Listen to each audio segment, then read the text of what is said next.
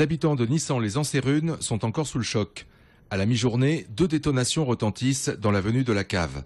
Très vite, ils comprennent qu'un drame vient de se produire. Une femme de 59 ans est morte d'une décharge de fusil de chasse en plein visage. C'est son propre fils, un agriculteur marginal de 38 ans vivant dans une caravane à la sortie du village, qui a tiré. La mère et le fils sont en conflit depuis quelque temps, semble-t-il. Ils se rencontrent dans une rue de Nissan.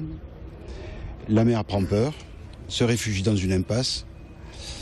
Le fils sort de la voiture avec un fusil, et la poursuit et lui tire une cartouche directement dans la tête. 2 passants, des voisins, sont blessés. Le meurtrier présumé leur tire une décharge de chevrotine dans les jambes. Il y a d'autres témoins de la scène, dont un enfant de 10 ans très choqué. Il sera hospitalisé par la suite. La gendarmerie de Capestan arrive très vite sur les lieux. À 12h30, la gendarmerie de Capestan est prévenue de ce coup de feu par les témoins de la scène. Et à 12h35, un homme se présente à la brigade comme étant l'auteur de ce coup de feu, fils de la personne qui est décédée.